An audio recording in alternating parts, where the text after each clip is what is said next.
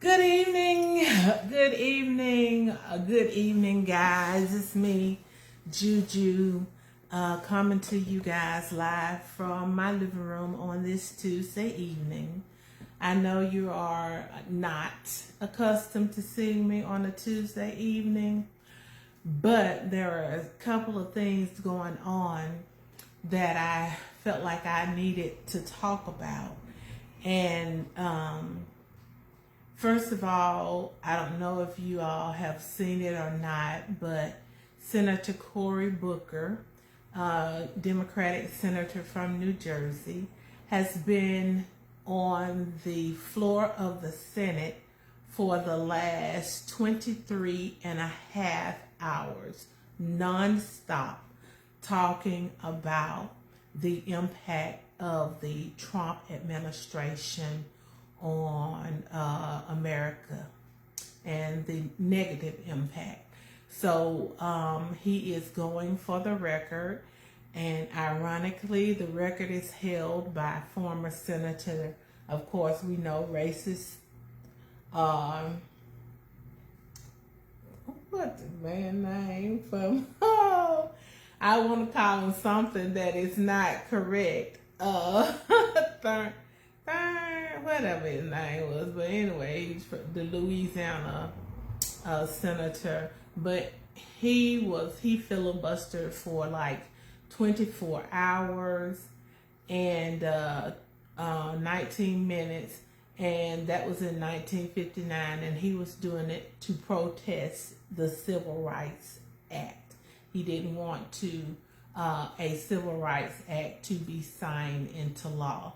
So I can't think of his name. I think his last name Thurman, but I can't think. Y'all help me.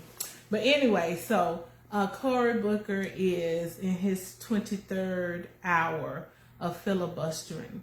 But so the reason he's filibustering is because the House has sent over a bill that would, in essence, be the largest transfer of wealth in United States history. And usually when we think about transfer of wealth, we think about wealth being transferred from the wealthy to the poor, but no. The bill that the House has sent over to the Senate would be a transfer of wealth from the wealthiest, from the poorest people in the country, those getting Medicaid, by cutting the Medicaid budget by $1 trillion, $1 trillion that goes to kids, the elderly, those in nursing homes, those that are disabled. It goes to support rural hospitals. I mean, just everything that Medicaid does. And the people who receive Medicaid are the poorest in our society. And that's how they get their medical attention, their medical help, their medical treatment, their medicines. And so they want to cut $1 trillion, $1 trillion from Medicaid in order to give a tax cut to the wealthiest 1% of this nation.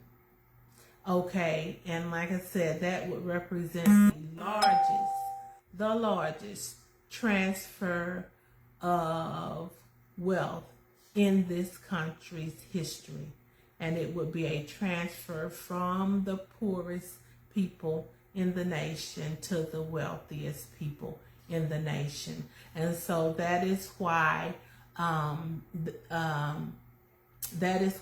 Senator Booker initially stood up. And he said he was going to stand and he was going to talk as long as he's physically able.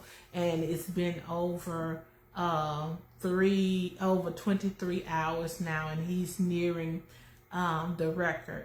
But the second thing that he talked about, he is He is, Joyce Duchess. He is trying his best to help, doing whatever he can.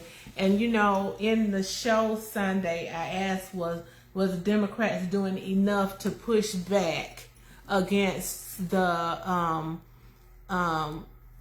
Trump administration. And this is, I mean, he's laying it out on the line. His voice is weak. You can tell he's tired, he's exhausted, but he's still pushing.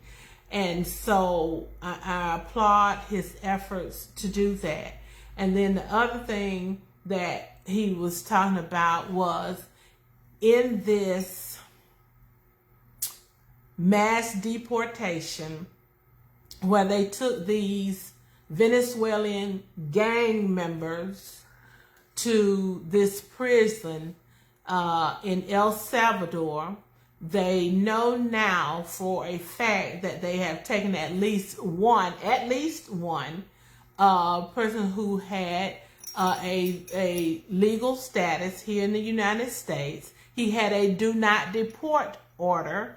He was from El Salvador. He had that do not deport order, especially back to El Salvador, because his life was in danger in El Salvador.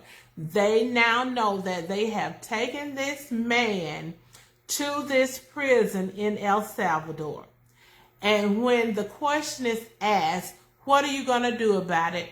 Oh, there's nothing we can do about it. We don't have jurisdiction in El Salvador. We can't make them give us this prisoner back. We can't make them release him. We can't make them send him back. So he just over there in prison with no chances or no opportunities to get out, no opportunities to have a trial, no opportunities for any fair hearing at all. He's just over there in this prison. And the people who put him there, our leaders, our president, could care less. They just said, oh, well, sorry, oops. That's quite a oopsie. Because think about that. If they can take this man and just ship him off to El Salvador and then say, oops, we made a mistake, they can take you. They can send you to El Salvador and they can say, oops, we made a mistake. Nothing we can do about it. We can't go get her back. We can't go get him back.